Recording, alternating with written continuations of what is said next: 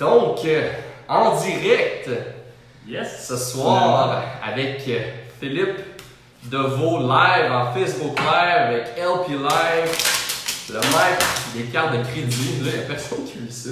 Donc là, ce qu'on va faire, c'est juste pour le monde qui sont en rediffusion. Ok? Je vais voir si le monde c'est des amis dans le groupe. Est-ce que le live fonctionne? On dirait que là, c'est marqué live, mais il n'y a pas l'air d'avoir. Ouais, ben là, le live, je le vois sur ta page. Okay, ils viennent de popper. Ouais, fait que on va prendre un petit temps là, pour toutes les personnes qui sont là. Toutes les personnes qui sont là, ils viennent de rater un gros bout du Facebook Live. Ça vient de ramasser, dans le fond, tout le dégât que j'ai fait, le monde à la diffusion. Vous m'entendez parfait, donc on va laisser un peu le monde se connecter tranquillement. Pendant ce temps-là, pouvez-vous me dire, Jocelyn et Gros ont fait ça, on doit le remercier. Pouvez-vous me dire, dans le fond, de où vous venez? Est-ce que vous venez de quelle ville vous venez? Et si, comme à l'habitude, vous êtes en live, faites-moi un petit 1, je veux voir c'est qui le monde qui sont fidèles, le monde qui sont en live. Et si vous êtes en rediffusion, faites-nous un petit 2 pour voir que vous êtes en rediffusion. Donc là, pourquoi je me penche, vous allez connaître pourquoi dans quelques minutes, pourquoi je me penche autant que ça. Ce soir, honnêtement, on a un gros live, que vous soyez travailleur autonome, propriétaire d'entreprise, que vous soyez intéressé à l'immobilier ou encore déjà dans la game de l'immobilier. On va parler de ce qui drive un peu le monde, on va parler beaucoup d'argent, on va parler de crédit. Puis si vous voulez des cartes de crédit, regardez, en voulez-vous, enveloppe, ça c'est un des paquets que je viens de pitcher partout dans l'air. Donc, il y a des cartes de crédit partout à terre. Pour avoir un master des cartes de crédit, je l'ai emmené ce soir, Philippe Deveau. Donc avant d'aller là, je veux remercier un gros merci à Montréal Cowork qui ce soir nous passe sa salle pour faire justement le live de ce soir. Qu'est-ce que Philippe est en train de faire? Il est en train de simplement de partager, d'envoyer mini-chat. Vous allez voir avoir du monde qui vont commencer à se connecter tranquillement au live. Pourquoi on laisse un petit temps? Donc, s'il vous plaît, faites-moi un 1, un 2 si vous êtes en rediffusion. Faites un like aussi, guys. Souvent, les personnes, je vois beaucoup de personnes qui m'écrivent en privé. Wow, beau live LP, mais ils n'ont pas liké. Je suis comme, chaque fois que vous likez, ça donne de l'algorithme de plus. Ça l'aide justement à se faire connaître. Ça l'aide le live à avoir un meilleur portée organique, tout simplement. Donc là, on voit, on est rendu une trentaine de personnes. Salut Véronique, qui est toujours là. Julie Gagné, Jean Roy, Michael Moisan. Carl Sigouin, toujours là. Je sais pas si tu connais Carl Sigouin, c'est un de tes clients, puis il t'aime beaucoup. Non, c'est vrai, il me parle souvent de toi. Quand il a su que je faisais le live avec toi, c'est un de mes amis. Mais Mike Rod, Amélie Cazobon, qui est là. Salut Ami, je t'aime. C'est un beau salut à ton copain Jean-Philippe, qui était un de mes clients. Tienne Brisebois, Arnaud, Amélie. Personnes qui venissent de Québec, Saint-Colomban, Boucherville, Bruno, Ariane Gérard, Véronique encore. Donc cool, c'est le fun de voir justement que le monde sont en train de se connecter pour ce soir, le gros live, avec le master des cartes de crédit. Donc ceux des copier, guys, c'est le temps. Tous les numéros sont là. On parlait surtout que tu as monté des cartes de débit là. Les cartes de débit, sont-ils encore bonnes? Pas toutes. Ok, mais sont bonnes? Ouais, mais tu passes tellement vite de toute façon. On va être riche, en espérant justement que le monde ne parte pas avec ça. On va arrêter des montées. Ouais, pas de donc. Ça fait déjà plusieurs années que je fais ça, puis il n'y a jamais personne encore qui a réussi avec un moment. Je pense ça trop vite. Parfait. Donc, déjà une cinquantaine de personnes, c'est cool. Si vous aimez ça, guys, encore une fois, n'ayez pas peur. Un like, ça coûte pas cher. Un partage aussi. Ou sinon, allez taguer du monde, que ce soit dans le domaine de l'immobilier, que ce soit dans le domaine de la vente, marketing. Si vous trouvez qu'on donne un peu de valeur, allez lâcher un gros like. Parce que ce soir, ça va être un énorme live. Et regarde, là, c'est le temps qu'on va commencer. Je vais vous présenter quelqu'un pour qui j'ai une autre estime. Je pense qu'au niveau québécois, on pourrait te dire que tu es pas mal la sommité. Premièrement, j'aimerais ça demander un peu à la Gary Vee. T'es qui, qu'est-ce que tu fais? Pour les personnes qui ne connaissent pas, parce que si vous ne connaissez pas Philippe Deveau, vous êtes dans l'investissement immobilier, vous vivez en dessous d'une roche. Pour les autres personnes qui sont plus niveau marketing-vente, c'est correct que vous ne le connaissez pas. Mais peux-tu te présenter, s'il te plaît, pour les personnes qui ne connaissent pas Philippe? Oui, en réalité, j'ai pas de titre spécialisé ou j'ai pas de diplôme qu'on peut aller chercher dans les universités. J'ai vraiment créé de par moi-même ma propre spécialité, ma propre profession. Donc, je suis un spécialiste en dossier de crédit et je me suis en plus spécialisé pour les investisseurs immobiliers. Donc, les dossiers de crédit, déjà en partant, il n'y a pas beaucoup de gens qui connaissent ça. Il y a très peu de compétition dans l'aspect d'offrir service, consultation en dossier de crédit. Mais plus spécifiquement pour les investisseurs immobiliers, c'est vraiment là que moi j'ai fait ma niche, je me suis positionné. Beaucoup les investisseurs immobiliers, mais aussi les travailleurs autonomes, les entrepreneurs, parce que c'est quand même assez similaire aussi, parce que je veux pas, l'immobilier c'est une business en même temps. 100%. Donc, je me suis vraiment spécialisé là-dedans. Ça fait des années que je travaille dans le crédit. Justement, je regardais dernièrement, là, j'avais vu que j'avais commencé en 2008, là, la première incorporation que j'avais. Le premier business que j'ai fait, c'est en 2008 que j'ai commencé ça. Ça fait 10 ans pratiquement. Ben non, mais presque mot pour moi. Là. OK. Ça fait 10 ans que j'ai commencé en affaires. Et dans le crédit, ça fait un peu moins longtemps parce que j'ai. Probablement toutes les personnes qui sont en affaires, ça t'est arrivé aussi. On se fait baroter d'un bord puis de l'autre, il y a des affaires qui nous arrivent. Donc, je suis tombé à un moment donné là-dedans sur le crédit, puis j'ai capoté. Parce que c'est sûr, on s'entend, dossier de crédit, c'est pas le genre de choses que les gens trippent. C'est pas genre, hey, crédit, c'est capoté. C'est pour ça que ce soir, on va essayer, vous allez voir le plus possible de vous garder en live. Pourquoi? Parce que même si c'est pas le sujet le plus sexy, vous allez voir qu'on va le rendre intelligent. Pas intelligent, mais le fun, intéressant, ouais, pas intelligent. Parce qu'il y a tellement de mythes, tellement de fausses croyances que quand je parle avec les gens, puis je m'ostine à chaque fois, et ils vont être tannés que je les appelle Richie Dorage, Jean-Philippe Morin, qui sont des courtiers hypothécaires. Je les appelle tout le temps speaker, là, j'explique tout le temps la même situation. Fait que là, regarde, on va éclairer ça d'une shot avec des milliers de personnes qui vont voir ce live-là. On va passer à travers plusieurs mythes que peut-être vous allez faire comme oh my god, mon amour, il faut que tu viennes voir ça parce qu'on s'ostine là-dessus ou on était dans le champ depuis 15 ans. Ben ça, c'est justement les affaires qu'on voit souvent, là, les gros mythes, les grosses affaires. Donc en réalité, c'est ça. Mais c'est parce que le crédit, pour beaucoup, c'est très simple. C'est avoir des cartes de crédit, les utiliser, payer, avoir un char, payer, avoir une maison, payer, puis ça finit là. Mais c'est tellement plus que ça, là. C'est tellement plus que ça. Si vous voulez partir votre business ou si vous voulez aller en immobilier, le crédit, c'est l'outil pratiquement le plus intéressant, le plus important pour vous faire grossir. C'est sûr qu'il y a beaucoup d'autres choses à l'entour aussi. Mais le crédit, les banques utilisent ça pour vous offrir du financement. Puis, à moins que vous avez une business qui ne nécessite aucun financement ou que vous avez déjà des millions, des milliards devant vous pour acheter vos immeubles sans financement, vous allez avoir besoin de crédit. De financement. Donc. Ce soir, on a un gros menu. On va parler justement, je les ai ici. Les gros mythes au niveau du ratio d'endettement, on va parler des mythes au niveau de l'investissement immobilier, on va parler des mythes au niveau des cartes de crédit. On va vous aider aussi à savoir, est-ce que votre carte de crédit, je ne montrerai pas la mienne parce qu'elle est active, je veux pas. J'ai demandé, est-ce que ma carte de crédit est bonne? Ben, ça dépend un peu qu'est-ce que tu fais avec. Si tu veux juste ramasser des points de voyage, tu as une des très bonnes. Si tu veux faire de l'investissement, c'est pourri. C'est de savoir aussi la carte de crédit, à quoi va vous servir. Est-ce que vous servez votre carte de crédit pour vous sortir du trou? Est-ce que vous utilisez votre carte de crédit pour faire de l'investissement immobilier? Est-ce que vous servez votre carte de crédit pour tout simplement ramasser des points de voyage, avoir des remises? Tout ça, en tout cas, on va en parler. On va parler. Ouais, j'ai rien d'en dire, je vole les punchs. De ça, on va parler au niveau du financement, le logement, ça c'est plus au niveau commercial. Tu vois, des gros mythes par rapport à ça, qu'on va aussi aborder. On va parler de 3 trucs les meilleurs pour avoir un bon crédit. Puis après ça, on va parler tout de suite de pourquoi avoir le meilleur score de crédit n'est pas nécessairement la chose la plus importante. Je t'ai demandé de reculer un peu parce que je pense que t'es plus grand que moi. Peut-être. Moi, je fais ça comme ça. Vous ne voyez pas, c'est de l'illusion, guys. On a payé beaucoup des graphes. Bon, 3 trucs meilleurs, pourquoi son score de crédit. Et on va finir avec la structure fiscale, financière et légale optimale.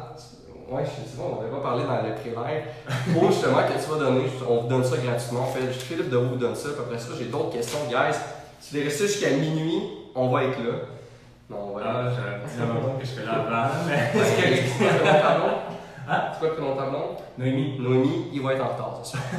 Donc, regarde, je vais commencer parce qu'on a un très gros sujet. Il est 19h40 environ. On va se mettre un bon 45 minutes. Puis après ça, si vous avez des questions, posez-les. On va essayer d'y répondre le mieux qu'on peut, on fait le mieux qu'il peut. Puis on va commencer tout de suite avec la première question que tout le monde va entendre. Je veux parler en premier lieu, je sais qu'on voulait parler des ratios d'endettement en premier, mais j'aimerais ça qu'on commence tout de suite avec les 3 meilleurs trucs pour avoir le meilleur score de crédit.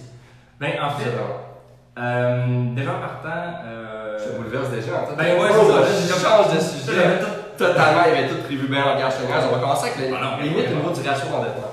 En fait, je vais revenir à l'autre, ça ne me dérange pas. C'est juste parce que qu'est-ce qui arrive par rapport au crédit, le score de crédit est hyper important. Mais il faut faire attention, avoir le meilleur pointage de crédit, je vous dirais qu'on s'en fout. Là. Okay? Ça, avoir un bon pointage de crédit, c'est correct, il faut aller chercher. Il faut tout simplement avoir le minimum que qu'est-ce que les banques demandent. Mais à un certain niveau, là, ça ne sert pas à rien. Donc, C'est quoi le Regardez. Ça ferait 700, 150, 800, 850, 900. Regardez vos dossiers de crédit chez Equifax et chez Transunion. Déjà en partant, pour ceux qui ne savaient pas, il y a deux agences de crédit, equifax.ca et transunion.ca. Si vous voulez vos pointages et dossiers de crédit, c'est là que vous allez les chercher. Donc vous payez, vous allez chercher ça, vous allez avoir votre pointage. Si vous êtes en haut de 720, ben il est temps, guys, de faire quelque chose. Okay, hein? Il faut utiliser le dossier de crédit. La meilleure chose que je peux donner comme exemple, et actuellement c'est assez visuel, tu as une Ferrari dans ton garage que tu n'utilises pas. On s'en fout, là. Ta Ferrari, tu n'en montes pas, tu ne l'utilises pas, tu n'as pas le fun de l'avoir, elle est juste là à prendre la poussière. Mais c'est la même affaire par rapport au dossier de crédit. Tu as un pointage de 750, de 775, 800, 850. Ben, ta Ferrari dans le garage, ça ne sert absolument à rien, c'est un ramasse poussière, là. On s'en fout.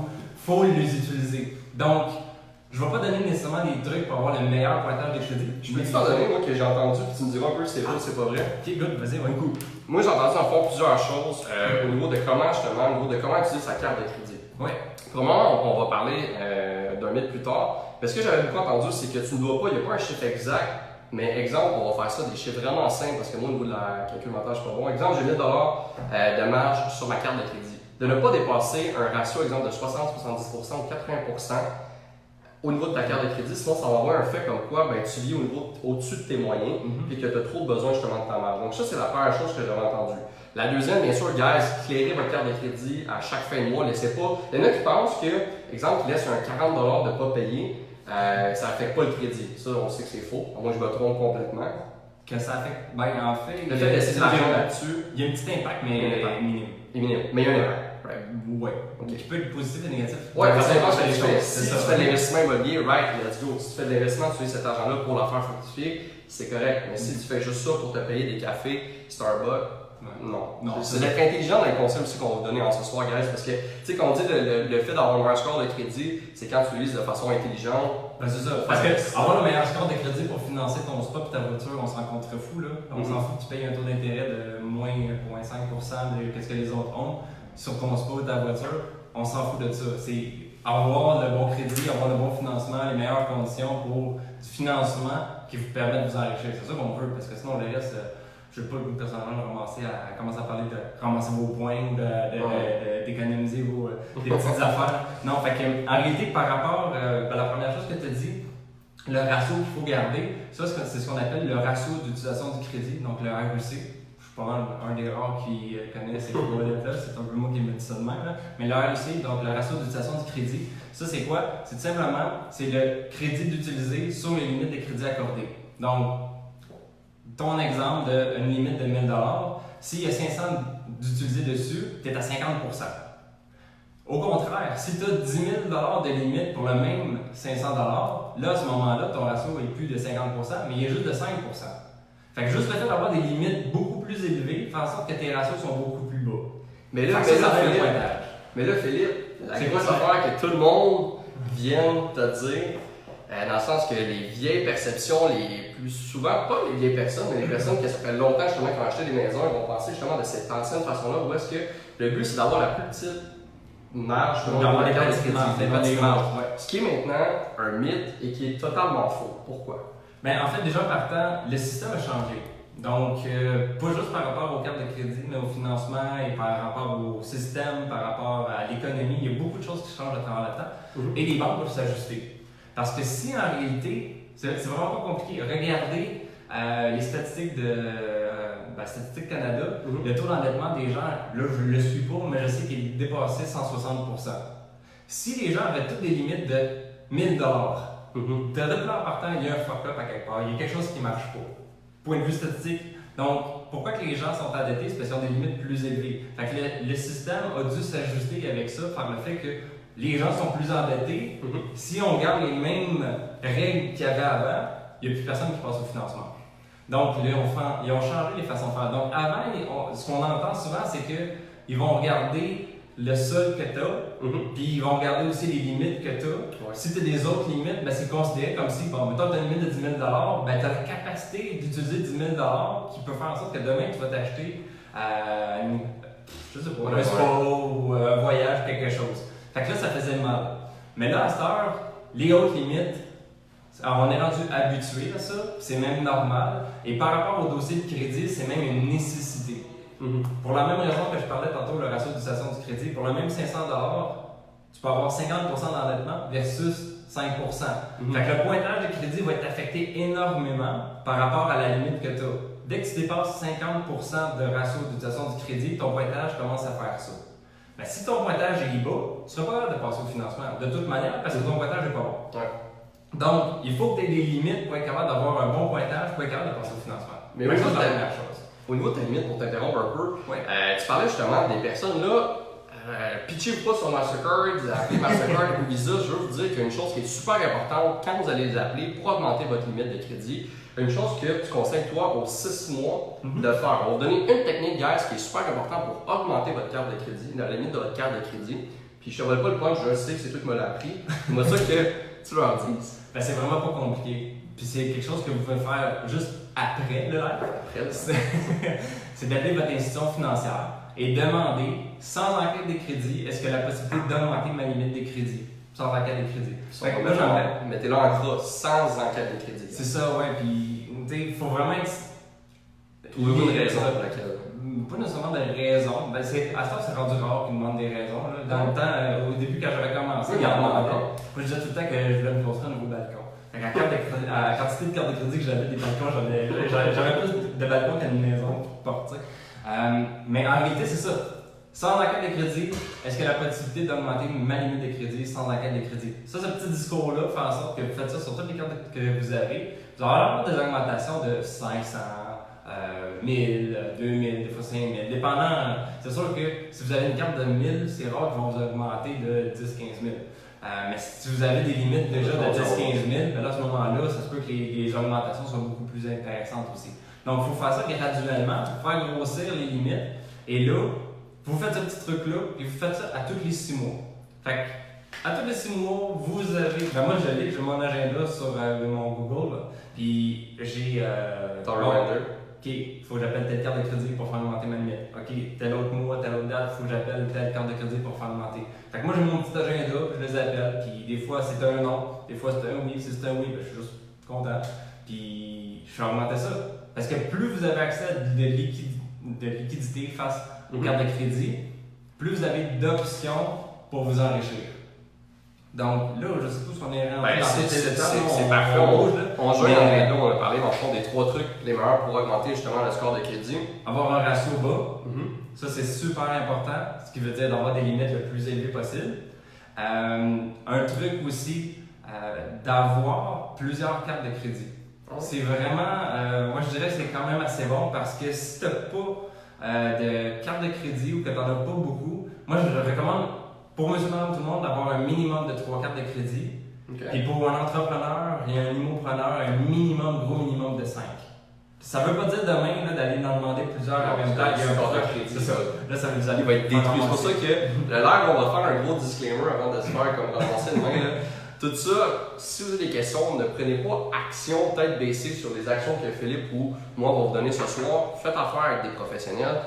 Venez justement après le live, si justement, il va pouvoir plugger s'il y a une de ces formations, un coaching, quoi que ce soit, vous voulez avec Philippe, il va vous donner justement les coordonnées, vous allez pouvoir l'inboxer parce que si vous voulez juste améliorer votre santé financière, Philippe va pouvoir vous aider grandement par rapport à tout ça. Donc, partez pas de tête baissée. Philippe a dit qu'il faut 5 cartes de crédit. Demain matin, vous appliquez pour 5 cartes, votre score de crédit va tout simplement se faire détruire, puis après ça, vous ne serez plus capable de faire des moves. Donc, soyez intelligent dans ce qu'on vous dit. Prenez pas tout comme noir sur blanc si on veut, mais. Non, mais en fait, c'est le fun, c'est de jouer dans le gris. Ouais, c'est ça. C'est à partir là que je triple le plus. Fait qu'il faut pas n'importe comment faire les choses. Donc, allez pas chercher. En fait, il y a des techniques où dans certaines situations où les gens, je vais leur recommander d'aller chercher 10-15 cartes en même temps. Mais il y en a d'autres que je veux dire, c'est tout simplement ce que tu fais, c'est que tu en demandes une après 6 mois. Tous les 6 mois, tu en demandes une nouvelle. Dépendant des financements que tu as besoin. Donc, il y a un plan qu'il faut faire. Là, parce que à chaque fois qu'il y a quelque chose qu'on fait sur le crédit, ça peut avoir un impact. Il faut faire attention, il faut le calculer. Parce que si vous avez besoin de financer une acquisition ou faire un refinancement, c'est pas le temps d'aller chercher une carte de crédit. Mais le 3 cartes de crédit, c'est vraiment le minimum. Ça, j'aime ça l'expliquer parce qu'il n'y a pas beaucoup de gens qui savent pourquoi le nombre de cartes de crédit. Moi, c'est assez simple. carte de crédit, marge de crédit sont les deux seuls produits de financement qu'on peut garder sur vraiment une longue période de temps. Un prêt voiture, après 3 à 8 ans, c'est remboursé. Un prêt étudiant, après certaines années, c'est remboursé. Un prêt hypothécaire, habituellement aux 5 ans, on change d'institution. Fait que les comptes sont ouverts, fermés, ouverts, fermés. Tandis qu'une marge de crédit et une carte de crédit, ça, on peut les garder sur 10, 15, 20, 30 ans ou jusqu'à temps qu'ils décident de fermer le produit. Fait que les cartes de crédit sont vraiment intéressantes pour ça. Ça va vous donner des historiques vraiment solides sur du long terme. Quand vous avez un compte de crédit qui date de plus de 7 ans, c'est de l'or en bord pour vous autres. C'est pour ça que les cartes de crédit, je triple là-dessus. Il y a une différence que je fais avec les marges de crédit parce que les marges de crédit, par rapport au ratio, par rapport à la façon que c'est vu, c'est un peu moins positif que les cartes de crédit. Fait que j'aime dire minimum 3 cartes de crédit. Pourquoi 3? Aussi parce que qu'est-ce qui arrive? Les institutions financières demandent minimum 2 ans de bon historique de crédit sur l'équivalent d'au moins 2 comptes. Mettons que vous avez, cette année, remboursé votre prêt étudiant, remboursé votre prêt auto, remboursé votre prêt d'immeuble, vous avez fait un refinancement de votre propriété, vous avez changé de banque, tout se retrouve à zéro. Mais là, au moins, vous avez encore les cartes de crédit qui sont là. Et pourquoi 3? Ben, c'est que si jamais à un moment donné, il y a un fuck-up avec une de vos cartes qui fait en sorte qu'elle est fermée, que ce soit à cause de vous, vous avez fait une erreur, vous avez appelé pour annuler, ou que la banque a décidé. Je pense pas qu'il y a 3. Il y a du monde qui se trompe, peut-être toi quand tu as 27 cartes, mais il y a du monde qui se trompe à fermer leur carte à 3 cartes. Ah, ben il y a des erreurs qui se font. Ok. Couramment. Ça m'arrive pas fréquemment, mais ça arrive de temps en temps que les gens m'appellent et disent j'ai fermé ma carte de crédit genre la semaine passée. Je dis comme t'aurais tellement pas dû faire ça. Là, ça va être hyper compliqué pour passer ton crédit parce que t'as fermé genre ton historique. Peut-être que vous avez déjà entendu parler de ça, la Golden Goose. Dépendant, s'il y en a qui ont fait certaines formations, on parle de la Golden Goose qui est importante. Mais c'est ça, une carte de crédit, c'est comme pour votre dossier de crédit, c'est votre Golden Goose. C'est celle qui va créer de l'enrichissement pour vous autres, qui va faire en sorte que votre pointage va être vraiment bon. Donc, il ne faut pas les fermer. Et c'est pourquoi le 3, c'est que si tu en fermes une, il t'en reste encore 2. Tandis que si tu en gardes 2, puis tu en fermes une, tu en restes une, tu ne respectes même plus le minimum que les banques demandent pour le financement. Wow. Fait on va un peu plus loin. Je ne savais pas ça. Il y a Benoît Labière qui dit c'est intéressant, je regarde de parler le RUC que tu nous parlais justement tantôt, Philippe. Après ça, il y a Patrick Lambert qui dit la distinction de l'utilité de la carte de crédit quand c'est la compagnie Inc. qui emprunte. Si vous voulez, guys, on va garder les questions pour la fin. On va passer vite fait. Moi, je vais m'y noter. Puis pendant que tu parles, si j'ai la tête baissée, c'est parce que je note les questions pour y revenir vraiment à la fin. On se fera un Q&A avec vous, guys. Jusqu'à temps que lui il tombe, que ça fasse environ 1 heure maximum, parce que je sens qu'on a du contenu, puis le monde a l'air de réagir puis d'aimer ça. Fait que je pense que c'est un très bon live. Yes. On a parlé un petit peu on a glissé dans le ratio d'endettement. On peut peut-être rentrer plus en détail justement sur les gros mythes au niveau du ratio d'endettement. Oui.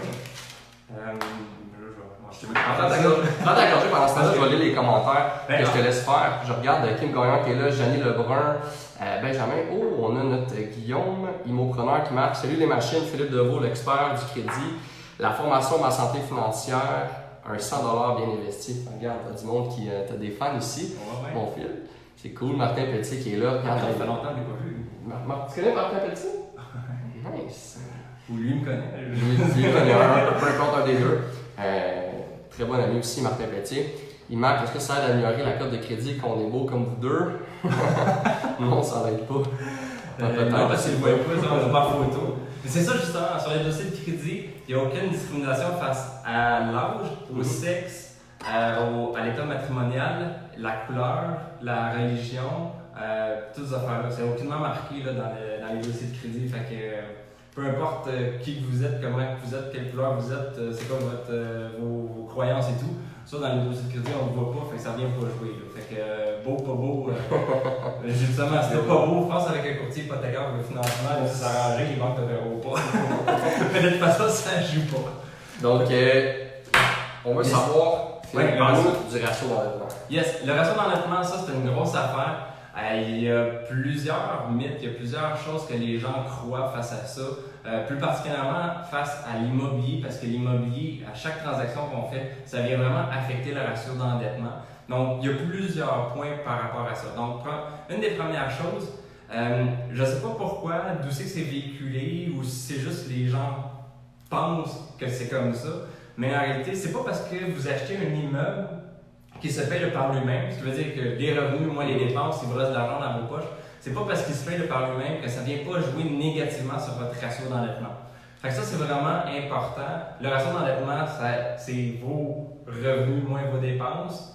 Vous avez vraiment des ratios qui sont faits face à ça. Puis l'immeuble, c'est revenus et dépenses aussi. Et ça vient jouer. Même si il y a de l'argent qui sort à toutes les semaines, à tous les mois, à toutes les années, ça vient jouer négativement sur votre ratio d'endettement. Donc ça, c'est une première affaire. Je ne sais pas pourquoi, puis d'où c'est que ça vient, mais j'ai eu plusieurs personnes qui croyaient que mon immeuble se paye par lui-même, je n'ai pas de problème.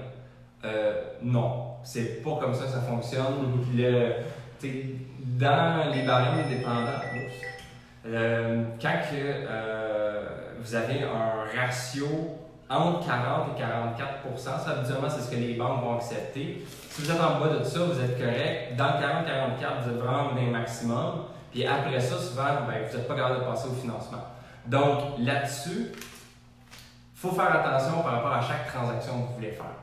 Donc, il faut réfléchir, surtout si vous voulez faire des transactions après transactions et en faire plusieurs. Ouais. Une des choses aussi... Qu'est-ce qu'il faudrait faire justement pour pas que les personnes se plantent, pour pas affecter trop le niveau de leur ratio d'endettement lorsqu'ils font leur investissement? Qu'est-ce qu'ils devraient regarder en premier? Bien, par rapport au ratio d'endettement, moi, ce que j'aime beaucoup, c'est d'acheter à travers une société par action. OK? Je sais que là, ça vient bousculer plusieurs croyances ou bousculer peut-être d'éducation que vous avez eues à certains endroits. Mais moi, pas juste pour une question légale, je trouve ça hyper important d'acheter à travers les sociétés. Mais moi, ma réflexion est beaucoup par rapport au ratio d'endettement. Je vous dirais que la majorité des gens qui vont se lancer en immobilier vont être bloqués un jour ou l'autre dans leur ratio d'endettement. Et là, ce qu'on entend souvent, c'est va jouer dans le 6 et plus, ça va se régler. Non, ça, je pense qu'on va en parler de toute façon. On peut en parler, on peut jongler à travers tout ça. Oui, il y a tellement de questions, on ne manquera pas de sujets ce soir. Vraiment pas. Donc, qu'est-ce qui arrive, c'est que si on achète à travers une société par action, c'est pas dès le moment que vous achetez à travers une société que ça ne vient pas affecter votre ratio personnel. Qu'est-ce qui arrive, c'est qu'il ne faut pas que l'hypothèque apparaisse à votre dossier de crédit personnel. Donc, si elle n'apparaît pas votre dossier de crédit personnel, là, à ce moment-là, ne sera pas considéré parce que c'est dans une société. Si au contraire, elle est dedans, même si c'est dans la société, il y a de fortes chances qu'elle soit considérée dans votre ratio personnel parce que la dette est dans votre dossier de crédit. Fait que, ce qui est important, grosso modo, même si vous faites des transactions à votre nom personnel, idéalement, il faut faire affaire avec des institutions financières qui n'apparaissent pas à vos dossiers de crédit personnel. Fait que comme ça, quand vous allez chercher d'autres financements, ils n'en prendront pas en considération. Fait que acheter avec des sociétés par action, pour moi, c'est une des façons les plus simples de ne jamais avoir de problème par rapport au ratio d'endettement si on va avec les bonnes institutions financières. Parce que aussi, c'est pas parce qu'on va avec une société par action que, comme par hasard, puis le ratio n'est pas affecté. Il faut faire attention, il y a certaines banques qui vont quand même l'afficher au personnel, donc il faut éviter ça. Y a-t-il des banques que tu peux nommer justement? C'est laquelle déjà? J'ai soit RBC, ça doit pas être RBC, c'est laquelle qui. Tu me l'as dit, puis. Qui apparaît. C'est CBC qui apparaît pas. CBC de personnel de l'intérêt. Apparaît? C'est laquelle? Pour ce qui est commercial, habituellement, elle n'apparaît pas. Moi, du point de vue personnel, une que je peux vous donner, OK? Manuvie. En fait, Manuvie. Ça là c'est. Puis le pire, là, c'est que je travaille pas à Manuvie. J'ai des contacts, par exemple, chez Manuvie, si vous avez besoin. Mais réellement, Manuvie, surtout pour une résidence principale, c'est le meilleur produit que vous pouvez avoir. Vous allez avoir possiblement un taux d'intérêt plus élevé. Puis ça, c'est souvent que les gens vont bloquer ça. Non, mais avec telle autre banque, j'ai un taux d'intérêt plus bas. Oui, mais tu n'as pas la flexibilité que Manuvie va t'offrir avec le Manuvie 1, qui est, selon moi, le produit le plus intéressant pour une personne qui a une résidence principale et qui veut faire l'investissement immobilier. Parce qu'elle vient jouer sur plusieurs aspects. Regardez Manuvie, je suis sûr qu'ils vont se faire appeler pas mal, et ils ne comprendront pas pourquoi. Mais c'est Philippe Deveau qui me dit ça. Donc, Manuvie, c'est vraiment mon top 1 pour le financement au personnel. Pour ceux qui veulent faire l'investissement immobilier. Pour ceux qui veulent faire l'investissement immobilier. Puis à travers les sociétés par action, Après ça, ben là, il y en a beaucoup plus. Fait que la majorité des grandes banques fonctionnent comme il faut pour que l'hypothèque n'apparaisse pas au dossier de crédit. C'est sûr que tu peux pas prendre ça comme du cash, là, ils peuvent toujours changer ça n'importe quand. Mais la majorité des bonnes banques, des bonnes grosses banques, ne vont pas afficher l'hypothèque sur votre dossier de crédit personnel. Mais ça, personnellement, je ne me rappelle pas nécessairement par cœur. Mais j'ai une liste, ils ont toutes les listes, on ça. Tu as encore ta liste des cartes de crédit? Ben là, en réalité, oui et non. C'est juste que hier, j'ai changé d'hébergeur, mon site web, ce qui fait en sorte que là, il y a quelques affaires que j'ai pas eu le temps de transférer encore. Mais dans le fond, à la fin, ce qu'on va faire, s'il y a tellement de choses que tu as comme produit qu'on va pouvoir en parler, que si justement on voulait faire un petit achat de 20 jusqu'à 4000$ ce soir, Philippe, il y a des produits entre les deux, que ce soit dans le fond la liste des. Tu as combien de cartes? 50, 100? Mais un carte de crédit, tout dépend. En fait, il y a une liste que j'ai qui est par rapport à toutes les cartes de crédit qui sont disponibles. Il y en a plus de 275. J'ai une liste aussi pour savoir quelle institution va faire son enquête chez Equifax versus Transunion. Ça, on va en parler fort pourquoi. C'est super important de savoir ça. Ceux qui ont des boîtes trop promotionnelles aussi, ça peut être assez intéressant à voir pour. Parce que justement, ça, c'est une autre grosse affaire. Mythe face aux cartes de crédit. Ouais, les cartes de crédit, je paye du 20%. Oui, si tu ne prends pas les bonnes cartes. On a vraiment accès à plus de 275 cartes ici au Québec pour les avoir annoncées pratiquement une à une. Et là-dessus, il y en a une centaine qui permettent d'avoir des taux d'intérêt avantageux ou des bonnes conditions. Et en bas de 10% d'intérêt, là, des cartes de crédit, il y en a beaucoup. Et juste des taux d'intérêt avec des taux promotionnels de 0 à, on va dire, 4%, il y en a à peu près 80. Fait que vous avez du lousse pour être capable d'utiliser ça. Puis ça, c'est sans parler des cartes avec des taux variables, des cartes de crédit avec des taux réduits. Fait que les cartes de crédit, là, si vous payez plus que du 10% d'intérêt, il y a un problème à quelque part. Il y a quelque chose que vous ne connaissez pas. Puis faites des petites recherches parce que vous ne devriez pas payer plus que 10% en taux d'intérêt avec les cartes de crédit. Il y a tellement d'options, surtout si vous avez des bons dossiers. Là. Donc, nice. Donc, on va pouvoir justement le plugger vers la fin. Là, j'aimerais qu'on parle. On a parlé un peu des mythes au niveau du ratio d'endettement. On a parlé les trois meilleurs trucs pour avoir le meilleur score de crédit possible. On va parler après ça pourquoi. On va parler aussi de pourquoi avoir le meilleur score de crédit. Le meilleur, ce n'était pas nécessairement la meilleure des choses. On va revenir un petit peu plus tard. Mais là, de quoi j'aimerais ça qu'on parle, juste après avoir regardé qui nous a écrit, on va parler de justement des mythes au niveau de l'investissement immobilier. Par rapport à l'argent, par rapport au dossier de crédit, par rapport à tout ça, qu'on va venir répondre, démolir ce mythe-là que la majorité du monde sont comme moi pour réussir. Fait que pendant que je te laisse regarder ça, Guillaume qui marque encore boum, Philippe démolit les mythes, Jacques Mada qui me dit allô, il y a Isabelle Godin qui est connectée, Laurent qui marque avec une fiducie, j'ai pas vu, ça doit être lié à une autre question, Sophie Morin qui dit à moins d'avoir une hypothèque avec Manu. Fait que là, regarde, ça dépend aussi, il y a des affaires. Beaucoup de questions, on va revenir. Larry Tremblay qui marque, on va revenir aussi avec cette question-là, les meilleures cartes de crédit et tout, etc. Est-ce que la World Elite est bon? C'est celle que j'ai. Il vient de me dire que c'était pourri. En tout cas, on reviendra à la fin par rapport à tout ça. Un gros merci d'être là. Guys, si vous trouvez qu'il y a de la valeur, en tout cas avec Philippe, je pense que juste écouter les premières le fait, c'est 30 minutes, c'est ça? Hein? 35 minutes. Ouais, 35 minutes. Ça va vite, hein? Ça va très vite, beaucoup de valeur. Si vous aimez ça, guys, n'ayez pas peur, lâchez un like. Je trouve ça fou le nombre de personnes qui me disent wow, t'es live LP. C'est fou, mais que je vois qu'ils n'ont pas liké. Donc, lâchez des petits likes si vous aimez ça. Ça a l'air de faire bouger l'algorithme Facebook. La même chose, je viens de le faire. Ça aide à faire bouger l'algorithme Facebook, à faire connaître Philippe, à me faire connaître moi, et sinon à aider des personnes dans votre entourage qui pourraient en avoir besoin. Je pense que dans live-là, tout le monde, sans exception, que tu sois même pas dans l'immobilier ni une travailleur autonome, c'est toutes des choses que tu vas pouvoir bénéficier en regardant de ça. Puis des gros mythes que la majorité du monde croit dur comme fer, que c'est la vérité. Donc, au niveau des mythes, au niveau de l'investissement immobilier, pourrais-tu m'en parler? Je sais qu'il y en a 2-3 que tu veux me parler dans ce live-là. Est-ce qu'il faut de l'argent pour investir en immobilier? Là, il y a des guerres entre chacun des bords. Il y en a qui vont dire oui, il y en a d'autres qui vont dire non. Techniquement, vous n'en avez pas besoin. C'est sûr que si vous en avez, ça va faciliter grandement tous les processus dans lesquels vous allez devoir passer. Ouais. Mais si vous n'en avez pas de liquidité, il y a des façons de faire pour y arriver. Et c'est là que le crédit devient vraiment intéressant.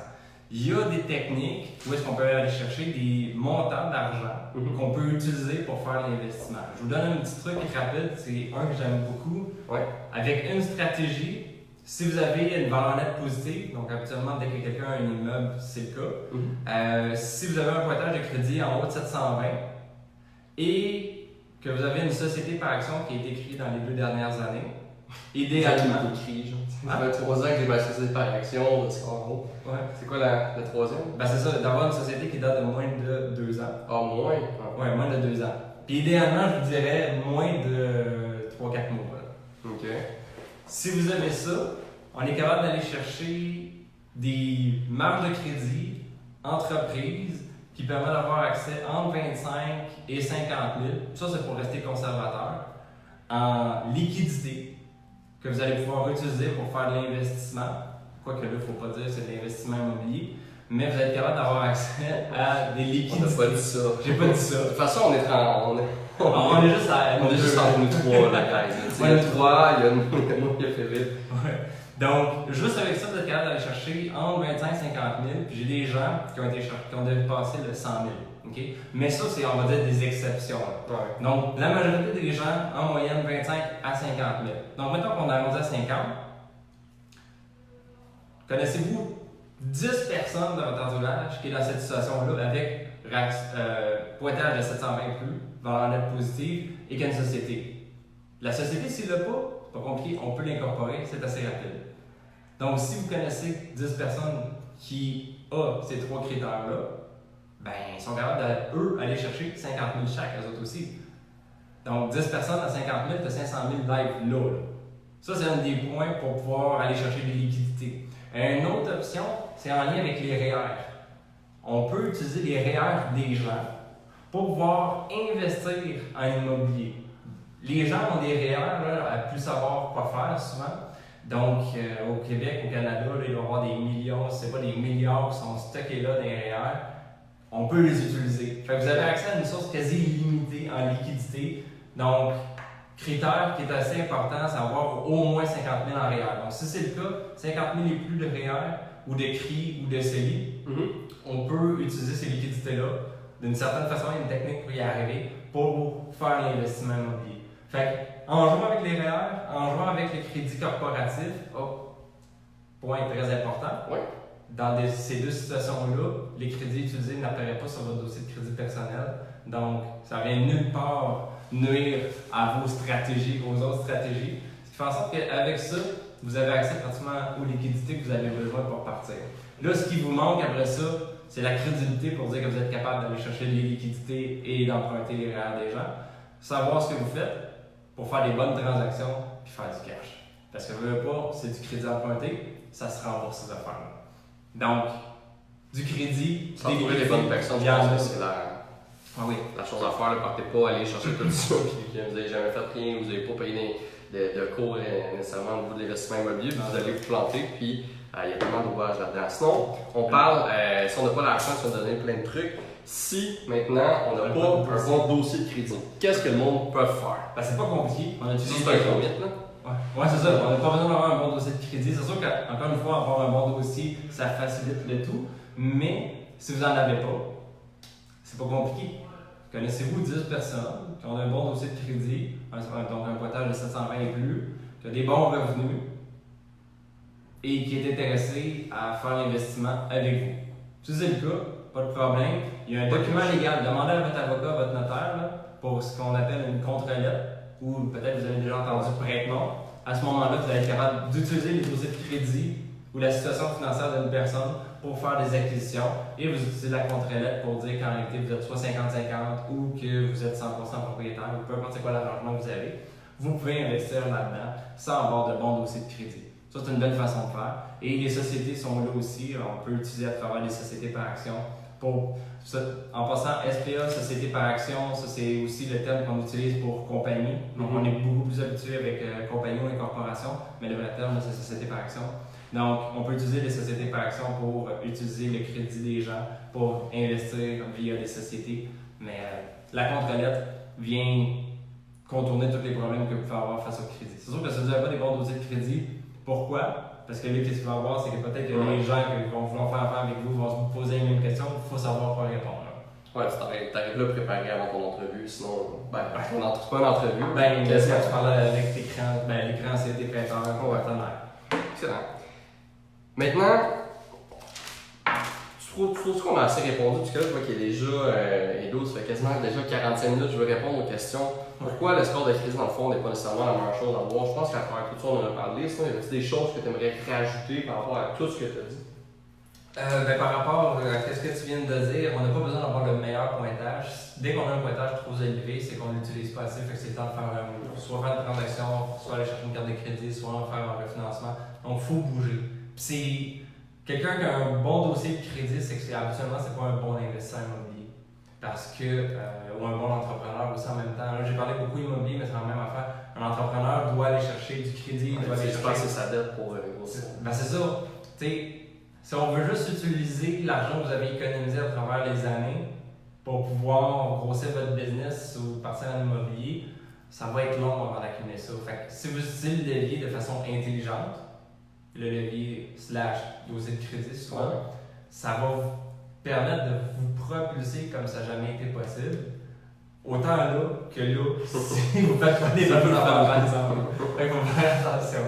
Wow, j'adore. Avant de regarder les questions que les personnes ont posées, puis si vous avez des questions, on va les prendre dans quelques minutes, ça fait déjà 45 minutes. Moi, je veux sortir un peu de tout ce qui est carte de crédit. Je veux y aller plus au niveau de toi personnellement pour en arriver où est-ce que tu es. J'aime ça poser la même question à toutes les personnes que j'ai. J'ai 2-3 questions que je pose à toutes les personnes qui viennent sur mon live. Est-ce qu'il y a un livre, ça si je t'ai pas préparé à ça, c'est vraiment on the spot, je te dis, le meilleur livre que tu as lu, que tu aimerais recommander justement aux personnes qui écoutent, peu importe le domaine, peu importe c'est quoi, ça serait quel livre? Ben vois-tu, je suis déjà préparé parce que c'était pas le premier qui me la pose. C'est pour moi. Mais je vais répondre parce que à la même réponse parce que c'est souvent un livre qui n'est pas connu. Okay. Le succès selon Jack.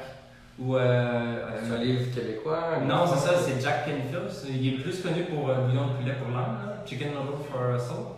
Ok, t'as pas je connais zéro ça. Donc, en fait, Success Principle ou les succès, les principes du succès de Jack Canfield. En réalité, ce qui est vraiment le fun de ce livre-là, c'est une brique de pratiquement 600 pages.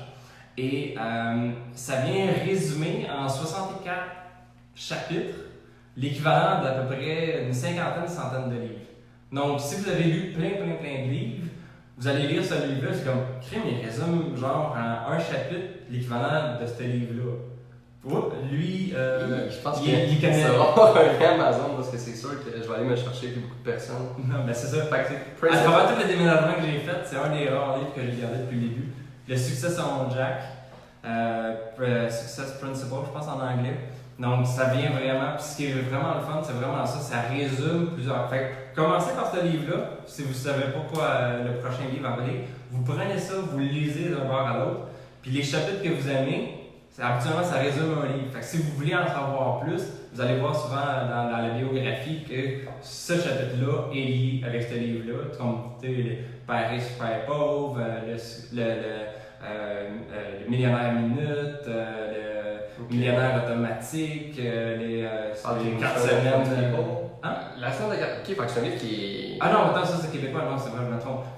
Comment se faire des amis. Réfléchir, devenir riche. Tout ça, ce livre-là, il est sorti quand? Ah, crème, ce livre-là, ça fait 10-15 ans que je le lis. Ah, ouais. C'est ça, c'est ça. Mais parce que Rich Dad Poor Dad, ça date de. Ah, ça date des 80. Ouais. Ah, c'est vieux, ça. Ok. Ah oui, j'ai. Non, c'est quand même. C'est fou, pareil.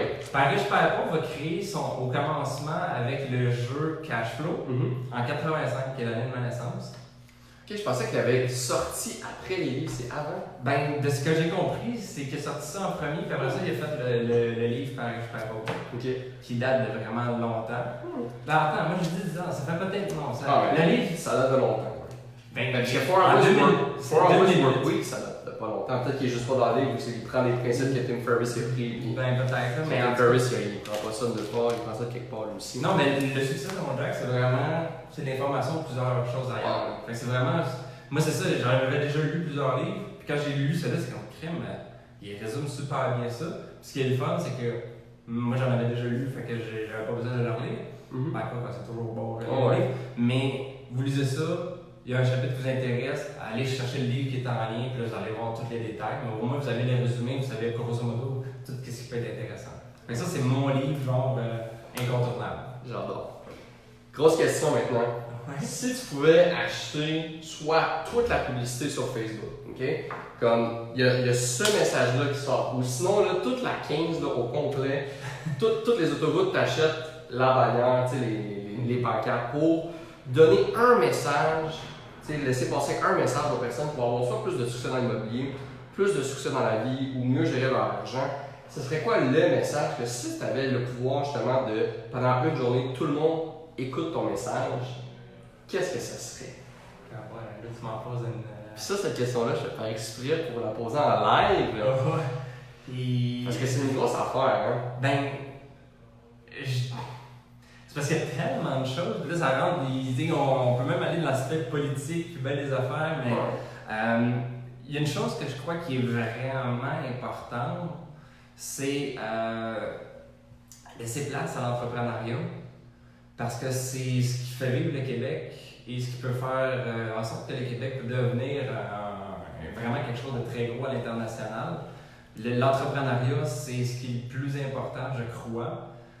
Donc, de propulser et de. Parce que, tu sais, quand tu dis à quelqu'un que tu pars ta business, tu dis, ouais, c'est ça, c'est parce que tu t'es fait renvoyer puis tu trouves pas de job ou quelque chose de genre. Non, il ne faut pas qu'on ait cette pensée-là. C'est le contraire. Tu pars l'affaire. C'est bien hot. Tu fais un post, je pars mon entreprise, tu vas avoir 3 likes. Tu postes, je viens d'avoir un nouvel job, je sais, tu vas avoir 200 likes. Puis le monde, dès qu'ils vont pas te croire au début. Puis, c'est ça, fait qu'il faut reconnaître l'entrepreneuriat. Et ça va régler beaucoup de situations, j'ai l'impression. Parce qu'un entrepreneur, ça devient pratiquement un spécialiste comptable, un spécialiste fiscal, un spécialiste en secrétariat, un spécialiste en réseaux sociaux, un spécialiste en vente, un spécialiste en gestion. C'est ça. Un entrepreneur, quand on commence, on se. Je dis spécialiste, là, mais c'est pas ça. Tu essaies de survivre à travers tous ces champs-là. Souvent, au début, tu n'as pas vraiment de cash, fait que tu commences à faire les jobs de tout le monde. Puis là, tu commences à faire un peu d'argent, puis tu engages quelqu'un qui va faire quelque chose, la partie genre, que tu aimes le moins. Puis après ça, tu vas engager quelqu'un qui va faire la partie que tu aimes le moins après ça. Puis l'entrepreneuriat pousse à faire qu'on va devoir aller trouver de la créativité, des options, des idées qui vont faire en sorte que ça peut enrichir, j'ai l'impression, pratiquement tout le Québec, tout le Canada. Je ne sais pas si ça a bien répondu. Honnêtement, j'adore ça parce que c'est ce genre de réponse-là qui sort out of the blue. Là, qu'est-ce que je suis en train de faire, guys? 0425. Je suis en train de mettre un numéro de téléphone, OK? Ce numéro de téléphone-là, 514-500-0425, c'est un numéro de téléphone. Vous pouvez texter #AllIn, je vais le mettre justement. J'ai une grosse nouvelle justement sur le live que je vais vous partager pendant que j'écris par-dessus. Qu'est-ce que tu viens de parler? Tu viens de parler d'entrepreneuriat, right? Ouais. Qu'est-ce que tu viens de dire? Que l'entrepreneuriat, c'est une des choses les plus importantes justement qui, selon toi, tu crois qu'il va régler beaucoup de problèmes au Québec. Ouais. Je sais pas si tu le sais, j'ai beaucoup de personnes là-dessus qui savent. L'année passée, on a fait la soirée entrepreneuriale où est-ce que justement il y avait le dragon François Lambert, peut-être que tu le connais, qui allait nous parler un petit. J'ai pas eu l'occasion de parler.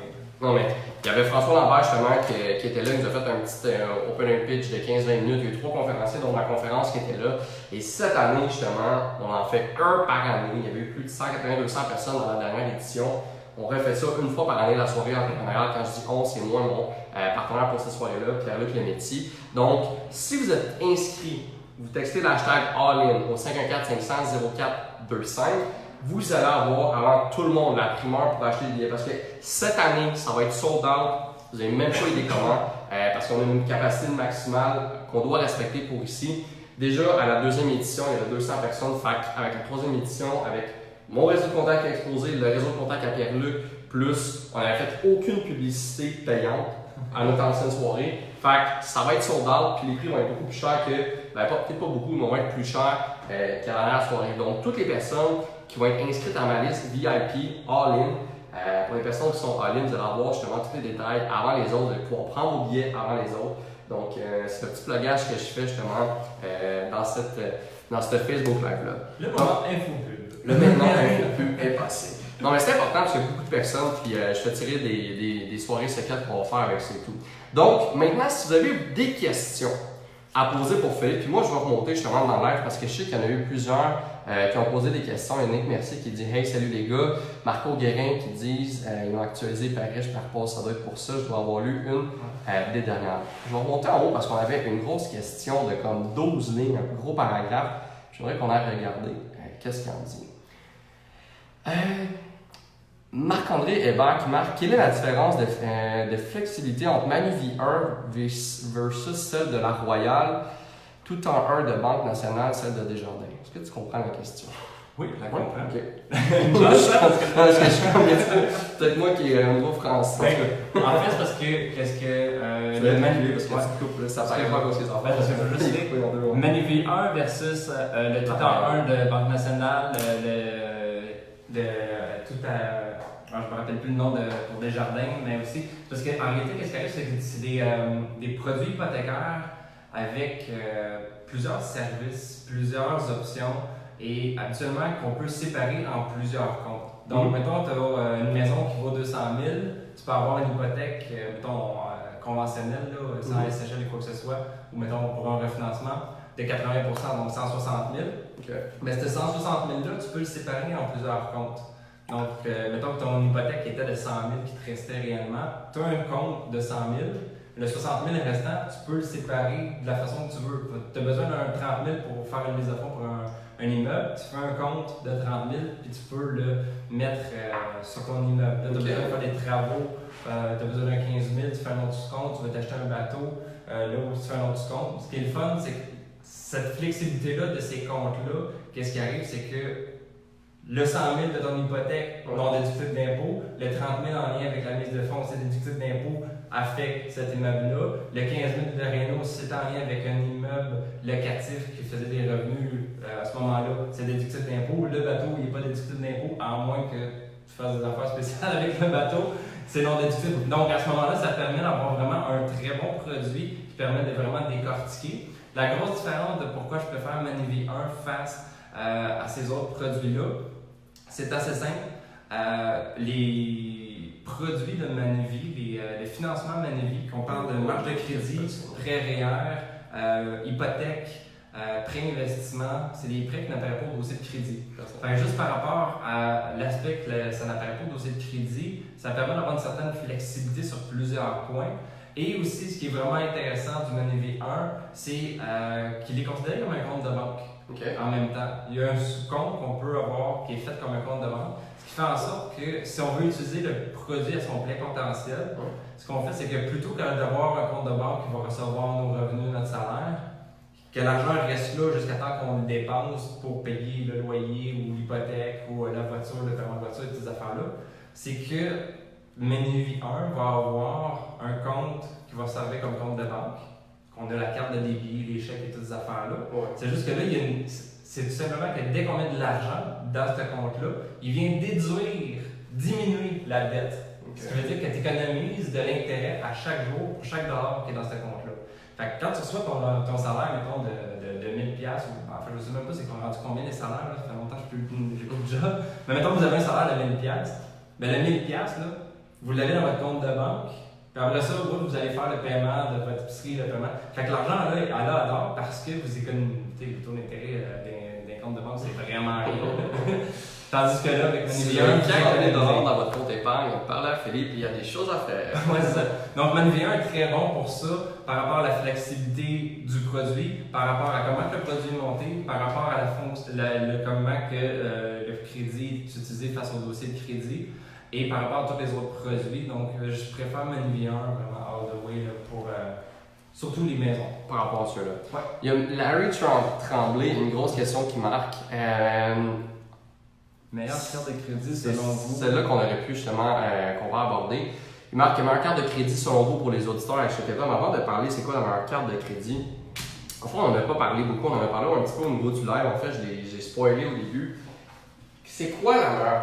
Exemple, moi je suis brand new, j'ai aucune carte de crédit, ou même j'ai des cartes de crédit comme les auditeurs. Je veux savoir c'est quoi la prochaine carte de crédit à aller me chercher, qu'est-ce que je dois analyser au départ? Ça, le problème que j'ai avec ça, c'est qu'il y a beaucoup de cartes de crédit, puis il y a encore plus de monde qui veulent des cartes de crédit. Donc, c'est du cas par cas. Parce que Equifax et Transnom sont deux agences de crédit. Avant d'aller là, moi, ce que je voulais parler, c'est que l'auditeur ou la personne qui regarde en ce moment nos amis, les personnes dans le salon, il faut savoir c'est quoi l'objectif principal, bien, pourquoi tu vas avoir une carte de crédit, right? Dans le sens de, est-ce que c'est pour l'investissement immobilier, est-ce que c'est pour ramasser des points voyage, est-ce que c'est pour... Je sais que toi, tu es très investissement immobilier, mais là-dedans, on a des Non, par exemple. c'est Fait que la chose que j'aimerais savoir, c'est quoi justement qu'on va faire avec cette carte de crédit-là? Est-ce que c'est me sortir des dettes, dans le sens que j'ai des cartes de crédit que là, le monde ne savait pas, à 15, 20, 25%, je sais pas combien ça monte. Là. Fait que là, le plus haut que j'ai vu, c'était 30. 30? Le taux d'intérêt, ouais. Eh boy, ok. Fait que l'objectif de. Non, mais ça me fait capoter, je veux pas 30%. C'est quand même drôle. C'est ce qu'on appelle des cartes de paiement. Mais en réalité, qu'est-ce qui arrive, c'est qu'il y a beaucoup de gens, il y a beaucoup d'options. Et oui, ce qu'on veut faire avec est important, mais c'est notre situation personnelle qui est encore plus importante. Comme je disais, par rapport au dossier de crédit. Equifax, Transnom, deux pointages de crédit différents. Tu peux avoir Equifax qui va être à 750 et Transnom qui va être à 650. Ou le contraire, Equifax 650, Transnom 750. Fait que juste ça, ça va faire la différence en train de déterminer quelle carte de crédit qu'on va avoir. Parce que ça sert à rien d'aller chercher la meilleure carte de crédit avec les bons points. Et là, si l'exemple qu'on a dit, c'est la World Elite de Desjardins. Bon, Desjardins, il faut en faire avec Equifax. Mais si ton dossier de crédit Equifax est à chier, là, tu vas la chercher, tu fais la demande parce que tu crois que c'est la meilleure, ben tu vas être refusé. Fait que c'est pas la meilleure pour toi, parce que tu es refusé. Mais si tu as regardé ton dossier, tu dis ah ben crème, il y a une différence. Parce que 100 points, on peut voir ça régulièrement, des différences de 100 points entre Equifax et Transnom. Qu'est-ce que ça crée cette différence-là? Je suis peut-être naïf, peut-être que je suis il y a beaucoup de gens qui ne le savent pas. En réalité, les différences, c'est que Equifax et Transnom, c'est des compagnies différentes. Ils fonctionnent différemment. Ça se ressemble beaucoup, mais ils fonctionnent différemment. Et des fois, c'est juste des questions d'adon. C'est vraiment des fois, c'est des niaiseries. Mettons que ton compte de banque, ta carte de crédit, ton prêt étudiant, ton prêt auto, ton prêt hypothécaire, ton prêt de meubles, ça donne qu'à chaque fois, tu as fait affaire avec des institutions financières qui ont fait leur enquête de crédit chez Equifax. Fait que ça vient de scraper ton Equifax. Au contraire, ça donne que tous ces prêts-là, ça a donné comme ça, que c'est avec les banques, c'était toutes les transferts. Fait que des fois, ça peut faire une très grosse différence. Et aussi, des fois, les informations sont pas les mêmes. Des fois, il y a un compte qui va apparaître chez Equifax qui n'apparaîtra pas chez Transnom, ou un compte qui va apparaître chez Transnom qui n'apparaîtra pas chez Equifax. Des vieux comptes qui vont être là, qui n'étaient pas supposés, ou des paiements qui ont été effectués, qu'on voit d'un bord ou pas de l'autre. Il y a plein de choses qui peuvent arriver. C'est pour ça que c'est important d'aller voir les deux pour savoir. Parce que oui, il faut que tu regardes la carte de crédit qui est la plus intéressante face à ce que tu veux, mais ça ne sert à rien de chercher dans toutes les cartes de crédit si tu sais avec ton pointage de crédit que tu ne seras pas accepté si tu vas avec Equifax ou Transnom. Tu regardes les deux, tu regardes quelle enquête de crédit va être faite chez Equifax ou Transnom, et à partir de là, tu choisis celui-là, mettons le pointage est le meilleur. Si c'est Transnom, là ton Desjardins, c'est pas la meilleure. Là, tu vas aller voir.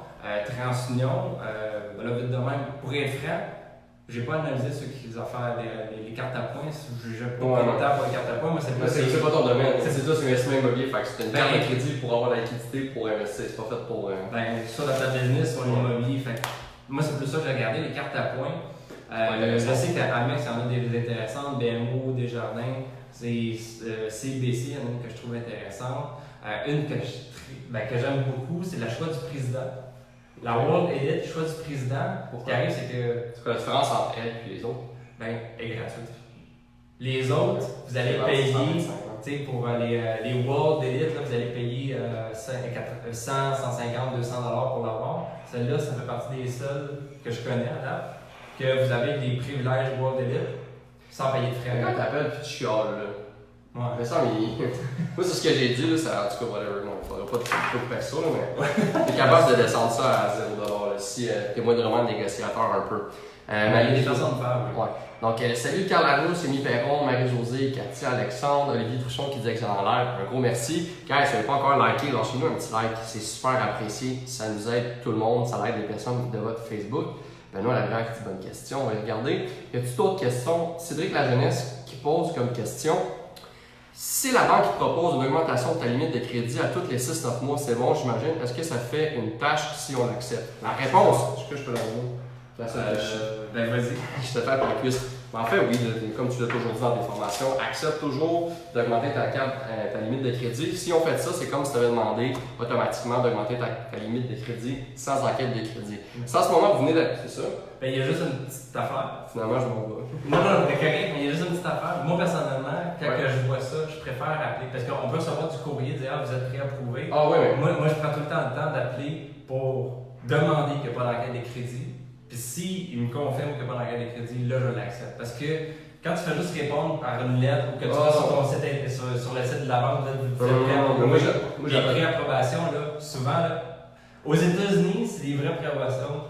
Au Canada, les préapprobations, c'est souvent du fake. Des fois, ça arrive qu'il n'y a pas d'enquête de crédit, mais c'est genre préapprobation, bravo, vous êtes préapprouvé pour 10 000 de marge. Puis là, finalement, tu regardes la statistique sous enquête de crédit. C'est quoi ça? Ben, juste aussi, s'il y avait ça, juste question, moi, parce que moi, dans ma tête, c'était comme logique d'appeler. Moi, je répondrais juste jamais un courriel, je sais pas si c'est un scam ou whatever, fait que j'aime toujours mieux appeler ma banque pour m'assurer que. Ben, habituellement, ils envoient ça par la poste. Ou sinon, sur le site web, ils vont voir un petit pop-up qui va avoir quelque chose que vous êtes à une semaine de nouvelle augmentation. Ou des fois, il y en a qui vont appeler. Ah ouais, moi j'avais des courriels en tout cas, ouais, c'est pas d'addition, ça. Bien beau. Donc, parfait, Cédric La Jeunesse. Martine qui dit très intéressant ce live, merci beaucoup. Sophie, encore très pertinent la liste des cartes de crédit à Philippe, on va en reparler, très intéressant ce live. Merci beaucoup tout le monde qui commente. J'aime ça, j'ai beaucoup de contenu, beaucoup de valeur à te donner. Le monde, avez-vous des questions pendant qu'on descend? Cédric La Jeunesse qui marque, merci les gars, très apprécié. Donc, Vanessa Moral qui demande, c'est quoi tes 3 conseils pour un jeune qui vient d'avoir 18 ans et qui démonte son crédit? Ça dépend, c'est quoi tes objectifs. Mais la majorité du temps, ceux qui ont 18 ans n'auront pas beaucoup de chance au crédit parce qu'ils n'ont pas d'hystérique. Fait qu'au contraire, qu'est-ce qu'on pourrait penser de dire va chercher une carte de crédit pour bâtir ton crédit? Moi, ce que je dirais, fais genre 3, 4, 5 demandes pour des cartes de crédit. Tu vas être accepté peut-être sur 1, 2, 3. Fait que tu commences tout de suite dès le début avec 3 cartes de crédit. Mais est-ce que ton score de crédit va te planter? T'aurais pas de carte. Quand tu commences, t'as rien. Fait que tu commences avec ça. Idéalement, ce que tu fais, c'est, mettons, tu vas faire 2 enquêtes avec Kickfax, 2 enquêtes chez Transignon. Fait que t'as 4 cartes de crédit. T'as 4, mettons que les 4 sont acceptées, tu reçois les 4, puis tu vas commencer tout de suite à bâtir vraiment. Parce que ce que j'aime dire aussi, qui est très visuel, si tu veux te construire une maison et t'es tout seul, ça va te prendre X nombre de temps. Si t'es 2 à la construire, ça va te prendre 2 fois moins de temps. Si t'es 3, théoriquement, ça devrait te prendre 3 fois moins de temps. À un moment donné, ça vient que là, il y a trop de personnes qui se regardent à faire qui va faire les clous, là. Mais, en réalité, plus tu as de cartes de crédit, plus vite ça va bâtir. Fait que pour quelqu'un qui veut commencer, qui vient d'avoir 18 ans, oui, on pourrait croire de dire, ben, regarde, mon compte de banque est avec telle institution, je vais aller chercher la banque, une carte de crédit avec cette institution-là. Oui, mais va genre dans 3-4 autres institutions, fais des demandes, genre, sur vraiment la même période de temps. Et après ça, tu les utilises. Donc, ça, c'est hyper important. Avoir des cartes de crédit qui ne servent à rien, qui n'a aucun solde, puis que vous ne les utilisez pas, c'est pas bon. Il faut que chaque carte de crédit soit utilisée. Fait que tu mets ton soulager sur une carte, tu mets ton gaz sur une autre, tu mets ton épicerie sur une autre, puis ton internet sur une autre, mettons tu as 4 cartes. Fait que là, tu as un paiement qui sera sur chaque mois. Sur chaque carte à chaque mois. Fait que là, tu fais les paiements de ça, puis ça va bâtir vraiment bien ton crédit. Ça peut être une belle solution. Sinon, la façon classique, c'est vraiment ça. Tu y vas juste une carte à la une, mais ça va être plus long. Fait que si tu vas en chercher un coup, ça va baisser le crédit, mais il va remonter probablement plus vite parce que tu as plusieurs cartes qui vont le bâtir. Wow. Est-ce que, Guillaume, tu peux juste aller la chercher la question? Parce que là, en ce moment, toi, tu le vois pas, mais nous, on le voit, on voit toutes les personnes qui se connectent de 1 à 1. Fait que ça nous fait comme 800 000 commentaires. Fait que je suis pas capable de revoir ta question. Sinon, je vais aller la regarder vite fait. Je vois qu'il y a Thomas Poulin qui se connecte, Tania Boutin, Martin Couture. On a raté un peu sa question. Ah oui, ça, c'est une très bonne question. Puis même, personnellement, j'aimerais ça que tu répondes à cette question-là. 2 questions. La première, t'aurais-tu une carte de crédit au niveau entreprise à suggérer? Et la deuxième question, là je la pose, gars, je suis selfish, je la pose pour moi. Tu sais que moi j'ai incorporé mon entreprise à PM Training. est-ce que je suis mieux d'aller acheter, exemple, une carte de crédit à mon entreprise ou d'avoir une carte personnelle, exemple, je prends mon nom, que j'utilise, exemple, juste pour la business? Parce que des fois, il y a des cartes de crédit personnelles qui sont tellement plus avantageuses que n'importe quelle. Je suis allé voir pour la même affaire, carte de crédit entreprise, Des fois, ça peut être plus d'avantages au personnel. je suis plus d'avantages. Fait que est-ce que ça serait bon de. En fait, la seule fois que ça serait meilleur d'avoir une carte de crédit business, c'est que des fois, la carte de crédit business n'apparaît pas à ton crédit personnel. Ok. C'est pas mal le seul avantage réellement que tu pourrais avoir. Ok. Sinon, avoir une carte de crédit personnelle, moi c'est ça que j'ai 2 cartes de crédit personnelles que j'utilise juste pour le business. Fait que ces 2-là sont réservés à une business. Moi j'ai plusieurs business aussi, fait que là, justement, il va falloir chercher une autre carte de crédit pour un autre de business. Là. Mais, donc, c'est ça. Donc, Pendant que une carte de crédit business. je ne montrerai pas du bonbon là. Voilà, ça ne me dérange pas. Je le fais moi-même. Fait que quand on parlait de cartes de crédit, si on parlait de personnes qui vendent, ça c'est toutes des cartes de crédit, guys, que Philippe est allé acquérir. Ils ont toutes déjà été actives, right? C'est ça que tu me dis? Ouais. Une fois dans ta vie. Ouais. Fait que, ben oui, je vois En fait, parce qu'il y en a plus. Ben, c'est ça, mon nom est marqué partout. Mais c'est ça, c'est parce que là, c'est les vieilles, là, ceux qui sont actifs encore. Tu regardes les temps d'expiration, celle-là 2014, puis celle-là aussi 2013. C'est les vieilles que ça me dérange pas parce que justement sont 5-2, 5-8. Non, celle-là, c'est drôle parce que tu parles de celle-là. Ça, c'est un petit truc que j'avais aimé. Il y a quelqu'un à un moment donné qui a ramassé ma carte de crédit, puis plutôt que d'appeler votre institution financière pour dire que vous avez fait voler votre portefeuille, que vous avez perdu votre carte de crédit, parce que qu'est-ce qui arrive? Ça fait une alerte à votre dossier de crédit. Puis ça, c'est un peu néfaste. Fait que qu'est-ce que vous pouvez faire? Moi, c'est ce que j'avais fait avec cette carte-là. J'ai dit, hey, j'ai perdu ma carte de crédit. Est-ce que vous pouvez m'en envoyer une nouvelle? C'est juste ça. Ou tu peux dire simplement, elle ne fonctionne plus. Tu sais, là en arrière, là, les affaires. Au lieu de dire, je me suis fait voler. C'est ça. Fait que à ce moment-là, qu'est-ce qui arrive? C'est qu'ils vont désactiver celle-là. Ils vont t'en envoyer une nouvelle. Ça va être exactement le même numéro, souvent. Sauf que la date d'expiration ne sera plus pareille. Ok, fait que ça ne marcherait plus si c'est de temps. C'est ça, juste à cause que la date d'expiration change, ça vient régler. Ou des fois aussi, qu'est-ce qu'ils vont faire? C'est qu'ils vont changer les 4 derniers numéros. Fait que ça va faire en sorte qu'elle ne sera plus utilisable. Mais ça va rester le même compte. Fait que là, il n'y a plus personne qui peut l'utiliser. Nice. Fait que plutôt que de faire en sorte que, oups, sur le dossier de crédit, tu te ramasses avec une alerte comme quoi que tu t'es fait peut-être frauder, que tu t'es fait voler ou quoi que ce soit, qui plus tard peut être problématique. Là, ben, tu viens de régler la situation, et il n'y a personne qui le sait à part toi. Puis tu savais que tu as volé, mettons. Mais il pourra plus l'utiliser rapidement. C'est un très bon truc, j'aime ça. Je sais pas pour vous, guys, moi j'en ai vraiment appris beaucoup là, ce soir au niveau de Philippe, puis je te remercie. On va regarder pour quelques dernières petites questions. Là, déjà 40, on a rendu à 1h10. Avez-vous une ou deux dernières questions? Eh boy, ça c'est de la question, mes amis. C'est aussi le mot, la nouvelle SPA. Donc, Benoît Larivière qui dit, je vais aller en voir pendant que tu lis un peu, si je m'ouvre une nouvelle SPA, une société par action, donc vide, oui, il se base sur la cote personnelle, mais est-ce qu'il se base sur le plan d'affaires de la nouvelle entreprise? Exemple, le motif de la start-up n'entre pas en influence, ouverture d'un restaurant, entretien paysager. Sur quoi il se base, dans le fond, le montant qu'il donne plus? En fond, finalement, pour résumer, si j'ai bien compris, par exemple, de trouver une société par action qui est vide, est-ce qu'il se base dans le fond sur ton plan d'affaires ou il va se baser dans le fond sur t'es qui, ton niveau personnel? Ça dépend à quelle institution financière que tu demandes. Okay. Chaque institution est différente et ce qui arrive, c'est qu'il y a certaines institutions qui ont des plans de démarrage qui sont faits pour les personnes qui développent, qui partent leur entreprise. Fait que ça, c'est différent. Mais la majorité des institutions financières, en bas de 2 ans, ils ne vont pas vous offrir de financement ou sinon ça va être un petit peu plus complexe. Mais il y a certaines institutions qui permettent en bas de 2 ans, qui ont des plans faits spécifiquement pour les gens qui ont des barrages. Idéalement, oui, avoir un plan d'affaires, sauf que j'ai recommandé beaucoup de gens d'aller dans certaines institutions financières pour ouvrir ces marges-là. Ils n'ont jamais eu de plan d'affaires puis ils avaient accès à des bonnes limites. Le plan d'affaires, pour eux autres, tu n'as pas besoin d'avoir le gros paquet de papier. Il faut que tu saches c'est quoi l'entreprise. Il faut que tu saches ça va être qui ton client. Il faut que tu connaisses un peu c'est quoi tes prévisions financières. Puis souvent, juste parce que je suis parce que je suis comme si ça va trouver une compagnie puis tu sais pas quel produit tu vas vendre, c'est pas tes chiffres, t'es comme assuré de l'échec un peu. Ben c'est ça. Fait que le plan d'affaires peut être verbal dans bien des cas. C'est sûr que si tu vas à Futurpreneur, BDC, ces affaires-là, oui, ils vont te demander un plan d'affaires concret. Pour les institutions financières, il y en a certaines qui vont te demander vraiment le document aussi, mais il y en a certaines qui ne demandent pas, qui vont se baser seulement sur toi personnellement. Okay. Et face à ça, Une de fermer le lumière en arrière. Je pense que c'est le temps qu'on s'en aille, guys.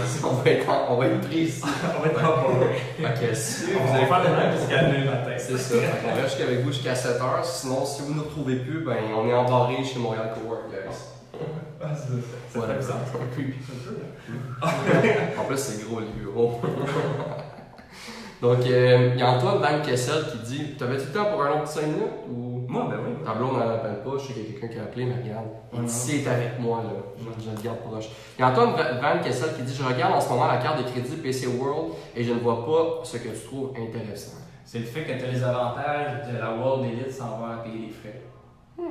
Puis, ben, c'est sûr que si tu vas magasiner faire ton épicerie chez Maxi, Loblaw, Provigo, puis toutes les autres bannières qui sont en lien avec ça, tu ramasses beaucoup plus de points. Ça a rendu même SO, Pharmaprix. Donc, si tu commences à magasiner là, tu commences à ramasser pas mal de points. Puis, World Elite, tu sais, souvent le World Elite, l'avantage, c'est pas vraiment les points, c'est les avantages. Tu vas à l'aéroport, tu as un lounge privé. Tu vas avoir certains avantages quand tu vas. C'est surtout quand tu vas aller dans des aéroports, ces affaires-là. Les autres voyages aussi que tu vas avoir là-dessus. Tu as d'autres bénéfices qui sont là face au fait que tu es World Elite pour ce qui est de Mastercard ou Infinity pour Visa. Donc, tu as des avantages particuliers par rapport à ça. Sinon, tu peux avoir souvent des cartes à points ou avec des remises en argent qui sont aussi intéressantes que tu payes sans frais. OK. Ça, on va vite, on va essayer d'y aller vite. Réponse courte. Wagler Janvier qui marque salut les gars, si la banque t'offre une carte à 0% pendant 6 mois, si tu utilises tout le montant pour payer ces autres cartes à taux élevé, est-ce que ça va affecter ton score de crédit? Il me semble qu'il y avait quelque chose de surtout pas faire. Vas-y, dis-le, je sais pas, c'est pas moi l'expert, en fait, c'est pas l'expert. Mais en réalité, je dis ça parce que j'ai suivi une petite formation justement de Philippe. Mais en fait, c'était dans une formation immobilier de JF Tremblay que j'avais suivi. Tu étais venu donner un cours, je pense, de 1 heure environ, vraiment pas long, mais c'est fou la valeur honnêtement. Puis ils te chargent tellement pas cher honnêtement pour les conseils que tu donnes. Moi, si j'étais nouveau formateur en vente, j'augmenterais mes prix. Honnêtement, c'est vrai. Tout le monde Parce qu'un tip que tu donnes peut te faire sauver des milliers de dollars. Ouais, Moi, je suis comme arrête de charger en fonction de ton temps, je vais te donner une leçon, je charge en fonction de la valeur. Si tu peux faire sauver une compagnie 10 000$, tu as le droit de te charger 5 000$, même si ça t'a pris une heure. Moi, il y a une histoire que je veux compter, ok, en fait, ça vient de mon grand-père. Ok, mon grand-père, j'ai un papy, si tu ne connaissais pas, si tu n'as pas déjà entendu, qui était président d'Imperial Tobacco, une grande compagnie au Canada, puis même à l'international. J'avais mon grand-père qui est lui, propriétaire de Slushy. Peut-être qu'ils en avaient tous déjà bu de la slush. Puis il m'a conté une chose, ok? Il m'a dit surtout Louis-Pierre charge en fonction de ta valeur. Pourquoi? Il m'a conté la petite histoire d'un mécanicien de bateau. Ok? Je compte ça en 45 secondes. Vous avez peut-être déjà entendu cette histoire-là. C'était justement, il y avait une grosse croisière, puis juste avant de partir, ils font rentrer dans le fond des milliers de personnes justement sur ce bateau-là. Puis au moment du départ, il y a un problème dans le moteur. Fait que là, le capitaine capote, envoie les gars sur le bateau, essaie d'arranger le problème, pas capable d'arranger le problème. Il y a 1000 personnes qui ont payé 1000$. Fait qu'en tout cas, il y en a pour des centaines de milliers de dollars, millions de dollars de revenus sur ce bateau-là. Le bateau est pas capable de partir. Fait que là, il appelle un mécanicien. Fait que le mécanicien prend sa voiture, s'en va justement à la course, réparer le bateau, arrive au bateau, prend le marteau, analyse, comme 3 coups, boum, le moteur, il repart, puis il s'en va. Fait que là, le mécanicien envoie la facture au capitaine de bateau, whatever, puis il regarde ça, 100 000$ ou 50 000$ maintenant. Puis là, il capote 50 000$ pour ça. Fait que là, j'ai déjà donné un peu la réponse. Le mécanicien il dit oui, je vous ai chargé en tout 15$ pour mon déplacement, 20$ pour mon temps, puis 49 500$ pour savoir où coller. Fait à travers tout ça, c'est juste une question de quand tu vaux cher, puis tu vaux cher, charge en fonction de ce que tu vaux, ce que tu apportes, et non en fonction du temps que tu prends pour délivrer. Et ça aussi, c'est un message pour vous, guys, qui est super important. Arrêtez de charger à l'heure, chargez à la valeur que vous donnez à vos clients. Parce que si vous faites aussi, ça c'est mon grand-père, puis regarde, je vais aller, je m'amuse, je dois parler de moi aussi, de mon papy, que je respecte beaucoup. Pourquoi je parle de ça? Parce que c'est mes deux mentors. Un s'appelle Jean-Louis, l'autre s'appelle Jean-Pierre. On va dans le personnel. Je m'appelle Clément, je m'appelle Louis-Pierre. Puis j'ai retenu justement beaucoup de nouveaux entrepreneuriat de ces deux-là, qui m'ont appris la vente, qui m'ont appris tout un peu, puis c'est grâce à eux que je suis. Puis en plein d'autres mondes, je suis là en ce moment, formateur en vente, conférencier.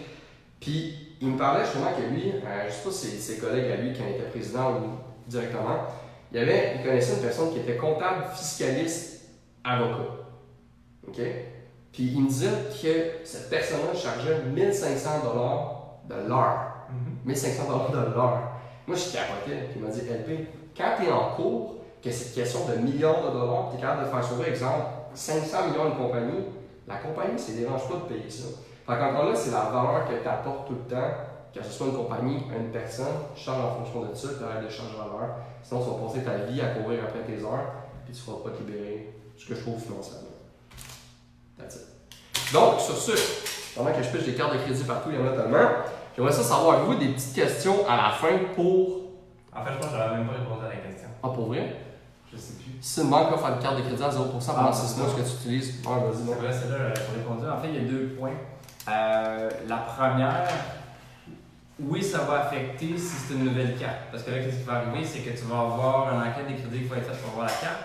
Et aussi, il va y avoir un nouveau compte à vos dossiers de crédit, donc ça vient affecter. Fait qu'il va y avoir cet aspect-là.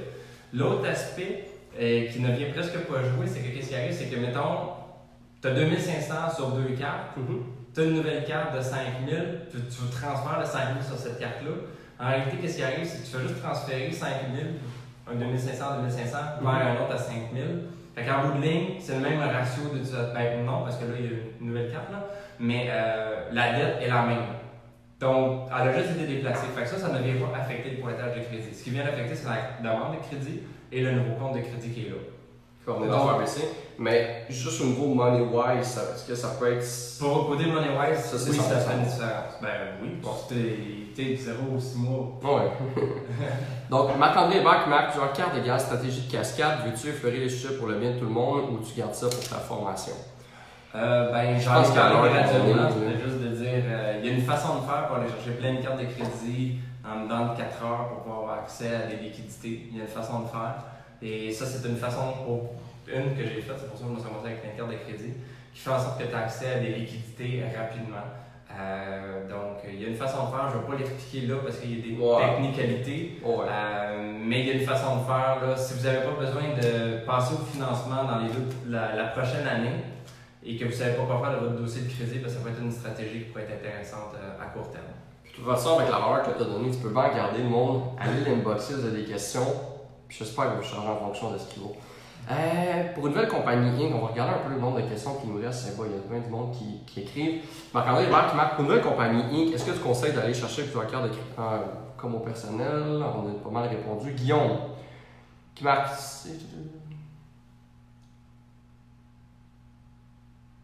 Ah, ben ça, Guillaume, on a déjà répondu. On a déjà répondu. Fait que j'essaie de. Bon, on va y aller avec une dernière avant de finir, parce que là, ça fait 1h30 quasiment qu'on est connecté. Il y a Frédéric Lanvoie qui marque: existe-t-il un truc pour avoir les cartes avec frais annuels sans frais? Exemple, la Scotia Infini Passeport qui est à 139$ par année. Ben, c'est la négociation avec votre institution, mais pour ça, il faut avoir les bons antécédents avec eux. Fait que si vous êtes willing à passer quelques minutes au téléphone pour économiser 130$ par année, vous pouvez le faire. Personnellement, je ne l'ai jamais fait. Je peux pas dire, mais je sais qu'il y a des gens qui font ça, qui vont appeler les institutions pour pouvoir économiser sur leurs frais annuels ou leurs frais de taux d'intérêt. Ça se fait. J'en ai vu plusieurs. Moi, personnellement, je ne l'ai pas fait parce que je me suis toujours arrangé avec des cartes pratiquement sans frais. Puis avec des cartes avec des taux d'intérêt super avantageux qui, eux autres, me l'offraient. Fait que je n'ai pas besoin de courir après eux autres, c'est eux autres qui courent après moi. Ok, c'est ça. Donc, je pense que, regarde, pour donner un résumé, on a parlé des mythes sur le ratio d'endettement, on a parlé des mythes au niveau de l'investissement immobilier, on a démoli plusieurs. En fait, quand je dis on, je me prends. Philippe a tout fait, j'ai rien fait du live. C'est une vraie morue ce soir. D'habitude, on parle de vente, on parle de vente, on parle de marketing, parce que là, justement, je peux, mais là, ce soir, j'étais vraiment une morue, si on veut. C'est pour ça que j'adore ça, justement, des lives comme ça, où est-ce que tu me permets justement soit d'en apprendre ou de concrétiser ce que je savais déjà. On a appris sinon 3 trucs pour avoir le meilleur score de crédit. On a appris après ça pourquoi on peut avoir le meilleur score de crédit n'est pas la meilleure chose à avoir. On a parlé dans le fond de comment regarder au niveau de ta carte de crédit, les bonnes cartes de crédit, mauvaises cartes de crédit. Un gros live avec beaucoup de valeur, j'ai hâte justement de l'écouter parce que j'écoute toutes mes lives. En finissant, je le poste. Premièrement, tous ceux qui voulaient aller en ligne, on a des soirées secrètes, on a la soirée entrepreneuriale, parce que si vous textez 514-500-0425, Vous textez juste hashtag all-in, vous allez avoir tout ça justement, vous êtes inscrit à la liste VIP au niveau des textes. Mais en finissant, j'aimerais ça que tu plottes. Si les personnes justement veulent en savoir plus, on a parlé de plusieurs choses au niveau du live. Sinon, s'il y a des produits, ils peuvent venir te voir. Toutes les choses que tu peux parler, là en ce moment, tu shoots tout ce que tu veux. Puis honnêtement, tu le mérites. Après tout ce que tu as donné comme contenu, tu peux leur changer ce que tu veux, tu peux parler des produits que tu veux, tu le mérites. Qu'est-ce que tu penses qui pourrait les aider ou c'est quoi les questionnements que ces personnes ont, tu pourrais venir les aider par rapport à ça? Ben, je vais parler de deux choses. La première, qui est une formation vidéo en ligne sur mon site web. Donc, c'est un abonnement annuel de 100$. Donc, c'est vraiment pas gros pour ce qui est du prix et l'information annuelle. Ok, 11 à 10. C'est moins même pas, c'est c'est vraiment, en tout cas, mon objectif avec ça, c'est assez simple, que vous n'avez pas de raison pour l'apprendre. Il y a beaucoup de gens rendent une formation à 200, 300 ou 3000, ils vont se poser la question de savoir ce qu'il fait. Le formateur en vente me dirait, là, augmenter. Écris-moi tout ce qu'il y a là-dedans, puis après ça passe plus. Okay. L'erreur numéro 1, vous venez d'apprendre une technique en vente, parce que là, le monde voit juste le prix. Tu aurais pu dire une pièce, le monde ne le voudrait pas. Pas-moi ça, dis-moi tout ce qu'il y a là-dedans, puis tu me décris tout à 100%, puis après ça, parle-moi du prix. Ok, ben on va y aller avec ça. En réalité, dans cette formation-là, qu'est-ce qu'il y a? Structure personnelle, donc comment se structurer du point de vue personnel. Comment nettoyer votre dossier de crédit personnel, tu parles de quoi? On parle de compte de banque. Okay. Comment l'utiliser avec conjoint. Okay. Donc c'est vraiment la structure financière personnelle, son budget, son plan financier. Okay. C'est quoi les erreurs que la majorité du monde font? C'est ça. Que tu viens justement aider dans cette formation-là? Manque d'automatisation. OK. J'aime beaucoup l'automatisation, j'aime ça quand tout est automatisé et que tu as le moins à faire. Parfait. J'aime beaucoup ça. Cool. Un autre, en fait, parce que la formation est séparée en plusieurs séries de vidéos. Il y en a une autre que c'est maîtriser les dossiers de crédit. Donc, beaucoup de formes de vidéos en lien sur comment maîtriser les dossiers de crédit, comment faire le nettoyage de vos dossiers de crédit. Ça, c'est pour les investisseurs immobiliers, c'est la principale à suivre, structurer comme un champion. C'est la structure à mettre en place du point de vue personnel corporatif dans le but de faire l'investissement immobilier pour pouvoir avoir accès à des liquidités de façon quasi illimitée et du financement facile, sans avoir de blocage par rapport au ratio. Ça, c'est le primordial qui vient de concert avec la série dissimuler vos dettes au dossier de crédit. Donc, comment faire pour faire en sorte que vos dossiers de crédit n'ont pas plus de dettes, qui est très important en immobilier, en entrepreneuriat aussi, face au ratio d'endettement. Comment utiliser les REER des gens pour investir. Souvent en immobilier, mais ça peut être utilisé dans plusieurs autres points aussi. Il y a une formation sur structure. C'est encore dans celle de 9,99 par c'est ça. Bon. Pour dire, il y a du stock, il y a plus de 12 heures de vidéo pour l'instant, puis j'en rajoute et ça n'arrêtera pas de se rajouter. Je me donne comme défi de rajouter une vidéo par mois. Je ne l'ai pas faite pendant l'été parce que profiter de l'été un peu, mais c'est de rajouter une vidéo à tous les mois qui va donner beaucoup de contenu. Donc, il y en a qui ont leur business qui ne savent pas trop comment la prochaine que je vais mettre, c'est sûr que là vous êtes en différé dépendant de quand vous allez voir, mais la prochaine que je vais mettre, c'est comment faire la modification au registre des entreprises, faire les déclarations. Il y a beaucoup de gens qui ne le savent pas. Quand tu le sais, c'est tellement facile, mais quand tu le sais pas, t'es comme c'est où je vais, qu'est-ce que je fais, t'as des affaires à faire, tu dis c'est là. Mais faut que tu le sais, c'est stupide. Parce que quand je sais pas, c'est tellement mal expliqué. La première fois que j'ai eu à faire ça, quand j'avais ma compagnie, j'ai ma compagnie, la première fois que j'ai fait mon changement, ma déclaration annuelle de mise à jour, j'étais comme je vais où, je fais quoi, est-ce que je suis correct, là, je t'appelle mon comptable, est-ce que je vais mourir? C'est hyper simple. C'est ça, je l'explique. C'est toutes des affaires comme ça qui est bon pour l'entrepreneuriat, pour l'investissement immobilier. Là, il y a plein d'autres séries aussi que j'oublie. C'est vraiment 12 heures de vidéo pour 100 textes. C'est donné. Ça, c'est de l'information. Pourquoi tu fais ça aussi peu cher? C'est une histoire personnelle. Tu m'as parlé de ton histoire personnelle, j'ai aussi mon histoire personnelle. C'est pas tout le monde qui le savent, mais moi j'ai fait une faillite dans le passé. Et la raison principale, c'était le manque d'information. Donc, juste pour faire grosso modo, j'ai voulu me lancer en immobilier, j'avais pas de connaissances, je savais pas quoi faire, j'avais pas vraiment accès à des liquidités, j'avais pas beaucoup d'argent. Fait que j'ai pas été suivre des formations qui auraient pu m'éduquer pour faire les bons moves. Je me suis fié aux mauvaises personnes. Donc, à cause de ça, j'ai fait des mauvais moves dans ma business et en immobilier, ce qui a fait en sorte qu'à un moment donné, ça m'a apporté vers une faillite personnelle. J'ai fait une faillite de plus de 400 000. Donc, ça a fait quand même assez mal. Et c'est de là qui m'est venu comme ma mission de dire je vais donner le maximum d'informations que je peux au prix le plus bas pour qu'il n'y ait plus jamais personne au Québec qui dit je sais pas quoi faire pour m'enrichir. Tout est là. Je veux que tout soit là. Fait qu'il n'y a plus de raison pour qu'une personne ne soit pas capable de s'enrichir. Tout est là à un prix dérisoire. C'est ça mon objectif, c'est comme ma mission. Fait que je comprends totalement ton point, je suis totalement à l'aise avec ça, je le comprends bien. Wow. Mais moi, ma mission, je m'étais donnée, c'est de faire en sorte qu'il n'y ait plus personne qui ait à passer à travers ce que j'ai passé parce qu'il était en manque de liquidité, qui n'était pas capable de se payer une formation. Fait que c'est pour ça que moi, je le vends vraiment peu cher. Mais si tu veux, on peut upgrader aussi. Ouais. Mais tu vas pouvoir mettre un lien justement sur cette vidéo-là ou sinon directement aux personnes qui viennent t'écrire pour que tu puisses. En fait, c'est vraiment pas compliqué. Il suffit d'aller sur masantefinancière.com, tout se passe là. Fait que là, on peut soit le marquer là, on le fera après, mais c'est vraiment ça. Moi, je peux le marquer ici, je vais le faire. On finit le live, on va le faire après. Mais masantefinancière.com, vous allez trouver tous les produits que je fais, que j'offre. Et la formation, je vous dirais que quelqu'un qui veut s'enrichir, c'est un must. Il y a besoin de ça. Pour les investisseurs immobiliers, j'ai un upgrade qui est vraiment plus avancé, qui n'est pas nécessairement en lien avec l'information. C'est juste qu'on prend l'information, mais souvent, oui, l'information c'est cool, mais il manque des documents légaux, il manque des conseils fiscaux, il manque du stock. Fait que là, ce que j'ai fait, j'ai créé une trousse qui comprend plusieurs affaires. Donc, moi, je l'appelle l'ultime trousse pour immopreneurs. Une trousse qui comprend tous les documents et les informations pour aller chercher les marges de crédit que je parlais tantôt pour business, donc entre 25 et 50, et là, je vais faire l'upgrade d'Apollon, il va y avoir plus que ça. Donc, trousse qui, j'appelle trousse de financement d'entreprise, qui est pour les entreprises pour aller chercher les marges de crédit. Trousse de contre-lettres, ça c'est les contre-lettres les plus importantes à avoir pour investir en immobilier. Donc, juste un exemple de même, les contre-lettres, dépendant des avocats, c'est entre 100 et 300 $, des fois plus, pour une contre-lettre. Moi-même, j'ai payé pour les faire pour que vous ayez accès à ça. Documents constitutifs, si vous voulez vous incorporer, je vais vous donner des documents constitutifs pour pouvoir avoir tout qui vous-même, vous incorporez, vous avez les documents. C'est un avocat qui prépare ça aussi, que vous avez accès. Vous avez à changer quelques petites infos. Des conventions d'actionnaires.